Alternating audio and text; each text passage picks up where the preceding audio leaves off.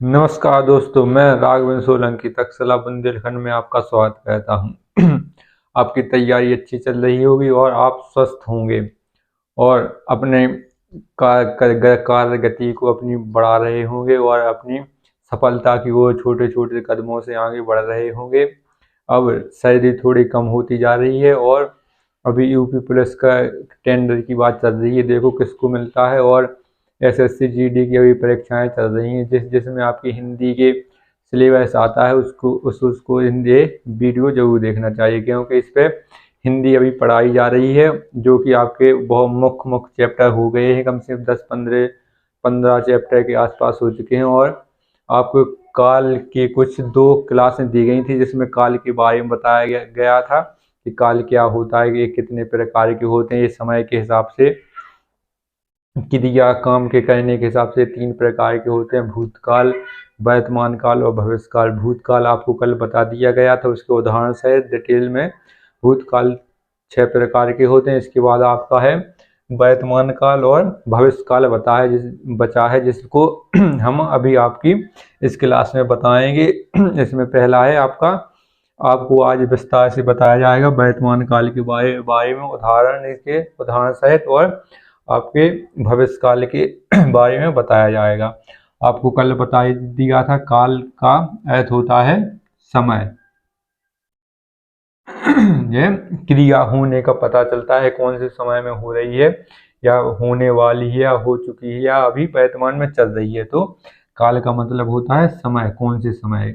इसको इसी काल के समय के आधार पर इसको तीन भागों में बांटा गया। आपको ये पता होगा, भूतकाल, वर्तमान काल और भविष्य काल। आपको भूतकाल बता दिया गया है और आज आपको वर्तमान काल और भविष्य काल आपको उदाहरण सहित इसका सिलेबस पूर्ण कर दिया जाएगा।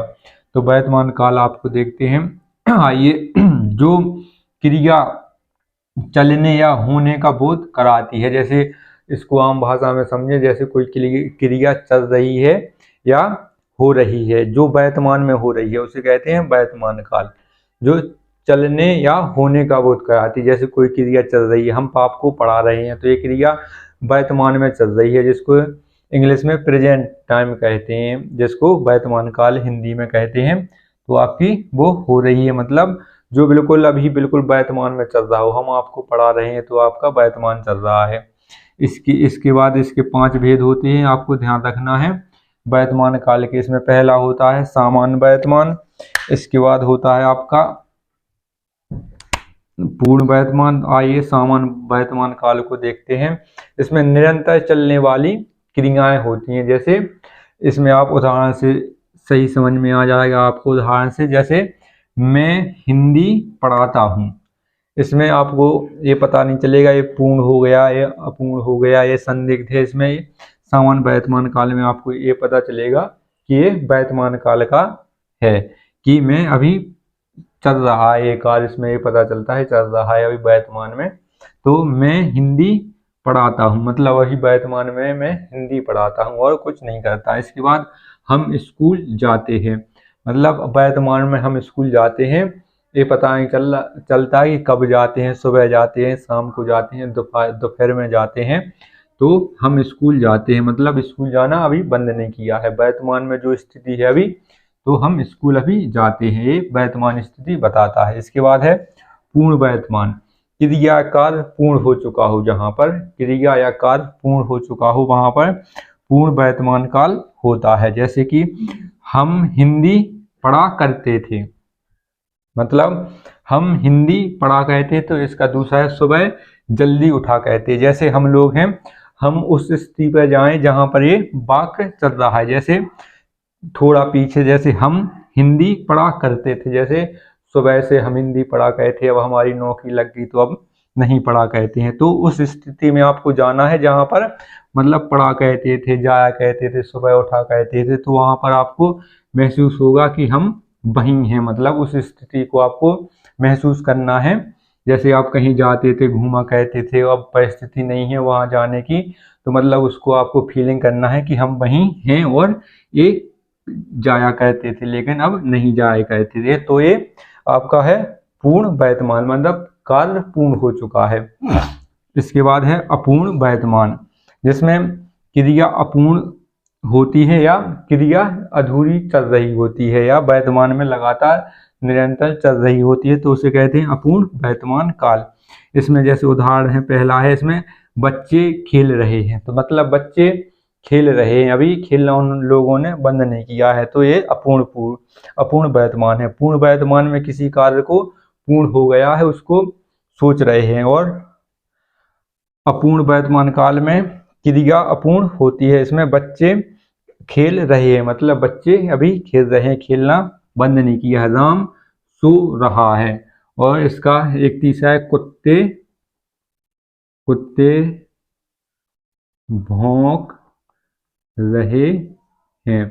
जैसे कुत्ते भौंक रहे हैं, कुत्तों ने भौंकना बंद नहीं किया है। ये जो कुत्ते भौंक रहे हैं, आपका अपूर्ण वर्तमान काल है, क्योंकि इस वर्तमान काल में अभी भी कुत्ते भौंक रहे हैं। जैसे अभी भी राम सो रहा है, ये आपका अपूर्ण वर्तमान काल है। इसके बाद है आपका संदिग्ध वर्तमान काल, जहाँ क्रिया होने का संदेह या शक हो, जहाँ पर किसी क्रिया होने का, कार्य होने का शक या संदेह हो, वहां पर संदिग्ध वर्तमान काल होता है। जैसे श्याम नाश्ता होगा, जैसे हमने यहाँ बैठे अनुमान लगाया या हमें शक हो रहा है कि राम नाश्ता होगा या श्याम नाश्ता होगा। जैसे पिताजी आते होंगे, आप घर पर बैठे, पिताजी कहीं बाहर गए हैं, तो हम लोग सोचते हैं पिताजी आते होंगे या यहाँ आ गए हैं, तो ये हो गया है आपका शक हो रहा है या आपको संदेह हो रहा है।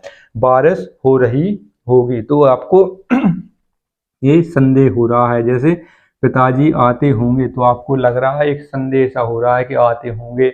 अब पिताजी वहीं बैठे या निकल आए या घर के करीब आ गए, ये पता नहीं है, पिताजी आते होंगे रास्ते में कहीं पर। तो ये हो गया आपका संदिग्ध वर्तमान काल। इसके बाद है संभाव वर्तमान काल, जहाँ पर संभावना व्यक्त की जाए। जैसे बच्चे पढ़ते हूँ, जैसे आपके माता पिता हैं, आप बाहर कमरा लेके इलाहाबाद रह रहे हैं या कहीं भी शहर में रह रहे हैं, तो आपके माता पिता सोच रहे होंगे कि बच्चे पढ़ते हों, अभी बच्चे पढ़ते हों, या राम पढ़ता हो इस टाइम 8 बजे, या बिल्ली आती हो, शायद बिल्ली आती हो, तो आपका संभावना काल हो जाता है, जहाँ पर बिल्ली आती हो, बच्चे पढ़ते हों, संभावना आपकी हो रही है, जहाँ पर संभावना व्यक्त हो कि बच्चे पढ़ते हों, सो नहीं गए हों। तो ये आपका ये सामान्य वर्तमान काल हो गया है। ये आपके 5 प्रकार होते हैं: सामान्य वर्तमान काल, पूर्व वर्तमान काल, अपूर्ण वर्तमान काल, संदिग्ध वर्तमान काल और एक संभाव वर्तमान काल। इसके बाद आपके एक काल और बचा है, उसमें आपका भविष्य काल, जो कि वो 3 प्रकार का होता है, आपको बता देते हैं इसी में। इसके बाद आपके काल पूरे समाप्त हो जाएंगे। इसके बाद कुछ जो बार बार आपका पूछा जाता है वो चैप्टर चालू किया जाएगा। इसके बाद है आपका भविष्य काल, जहाँ पर कार्य या क्रिया की संभावना उत्पन्न होगी, जहाँ पर किसी कार्य या क्रिया की संभावना उत्पन्न होगी, अभी क्रिया हुई नहीं है, जो भविष्य में आगे चलकर होगी। जैसे आप अभी पढ़ रहे हैं, तो आगे चलकर आप सफल हो जाएंगे। तो आपका भविष्य काल में आपका ये 3 प्रकार होते हैं: सामान्य भविष्य और संदिग्ध संभाव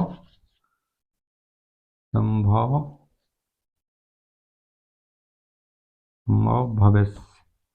आपके 3 प्रकार के होते हैं: संभाव भविष्य और संदिग्ध भविष्य और हेतु मद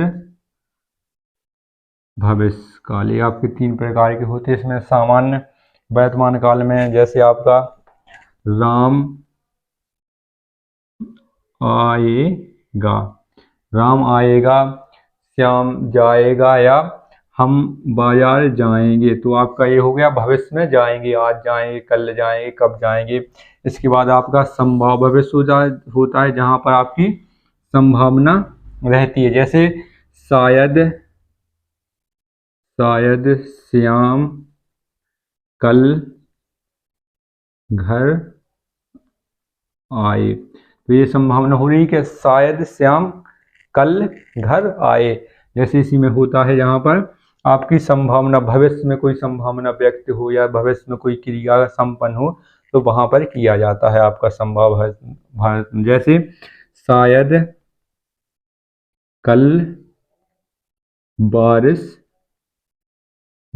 हो, तो ये हो गए आपके संभव भविष्य। इसके बाद है हेतु मद भविष्य, जहाँ पर एक क्रिया होने के बाद दूसरी क्रिया प्रारंभ होती है। जैसे अगर आप पढ़ोगे तो पास हो जाओगे। जैसे इसमें लिखा है कि अगर आप पढ़ोगे तो पास हो जाओगे। यदि, अगर दूसरा है यदि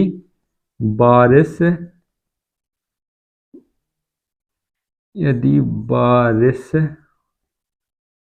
हुई तो फसल अच्छी होगी। तो ये आपको ध्यान रखना है, जहाँ पर हेतु मद होता है, जहाँ पर एक क्रिया आप करेंगे तो दूसरी क्रिया को आपको लाभ मिलेगा। यदि अगर आप पढ़ोगे तो पास हो जाओगे, और दूसरा है यदि बारिश हुई तो आपको फसल अच्छी होगी। तो ये है आपके भविष्य काल में 3 प्रकार हैं: सामान्य भविष्य, संभाव भविष्य और हेतु मद भविष्य। इतने ही आपके काल समाप्त हो गए हैं। इसके बाद आपका जो आपके परीक्षा में बार बार टॉपिक पूछा जाता है वो आपको करवाया जाएगा, पूरे आपको कंटेंट के साथ दिया जाएगा और उदाहरण सहित। अगर समझ में नहीं आएगा आप लोग कमेंट में कह दें तो आपको दोबारा समझा जाएगा अच्छी तरीके से। और हमारे चैनल को लाइक कर दें, शेयर करें और सब्सक्राइब जरूर करें। जो हमारे चैनल से नए विद्यार्थी जुड़े हैं या नए बच्चे जुड़े हैं वो हमारे चैनल को सब्सक्राइब जरूर करें, और हो सके तो अपने मित्रों को शेयर भी कर दें। जय हिंद दोस्तों।